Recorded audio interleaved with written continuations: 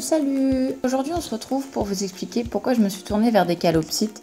Si vous êtes amené à choisir des perruches, vous allez tomber sur différentes espèces de perruches.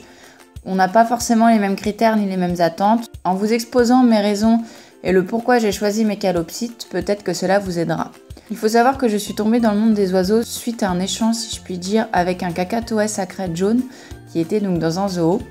De ce fait, en rentrant chez moi et en me doutant de l'espérance de vie des perroquets en général, je me suis penchée sur des recherches pour des espèces plus petites et donc des perruches, étant donné qu'elles vivent déjà de 15 à 20 années. Donc, en faisant mes recherches, j'ai trouvé qu'il existait de nombreuses espèces d'oiseaux de petite taille, donc des perruches, qui auraient pu correspondre à ce que je cherchais. Donc il y a la Toucatrine, il y a les perruches de Bourg, il y a les perruches souris. Lors de mes recherches sur les perruches et les prises de renseignements, je me suis donc arrêtée sur les calopsites, les ondulés, les Pyrrhura molinae ou conurage ouverte, ainsi que les cacariki. À cette étape-là de mes recherches, j'avais déjà un petit penchant pour les calopsites étant donné que j'adorais vraiment leur crête, mais cependant j'ai continué mes recherches ne voulant pas m'arrêter seulement à la crête et vérifier que mon mode de vie était compatible avec le leur, leurs besoins, etc. En approfondissant mes recherches, j'ai écarté petit à petit les autres espèces comme je l'ai dit précédemment. Par exemple pour la perruche ondulée, c'est un peu un jugement physique, mais je l'ai trouvée personnellement trop petite à mon goût, étant donné que toutes celles que j'avais vues étaient plutôt de petite taille. En me renseignant sur les forums et en regardant également des témoignages, j'ai eu ouï dire que les Pyrrhura avaient pour réputation d'être plutôt pinceuses étant donné qu'elles utilisent vraiment leur bec comme une troisième main, et de ce fait je ne me sentais pas capable de gérer un premier oiseau qui avait tendance à pincer parce que je craignais que ça crée une peur et de ce fait que je n'ose plus l'approcher, ni m'en occuper, ni manipuler. À la fin donc de ces recherches, il me restait le choix entre les cacariki et les calopsites, sachant que j'ai acquis Luna en animalerie.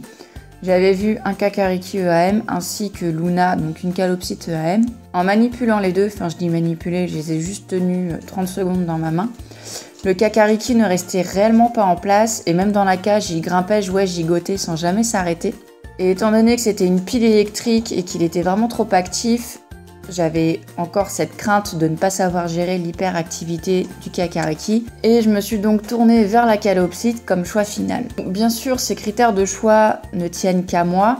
C'est parfois malheureusement jugé sur le physique ou sur potentiellement des préjugés sur les Pyrrhura parce que je ne connais pas. Peut-être qu'ils ne sont pas forcément pinceurs comme j'ai pu entendre dire. C'est pour ça que j'ai choisi les calopsites, dont leur crête me rappelle réellement les kakatoès et c'est ce que j'adore chez cette espèce.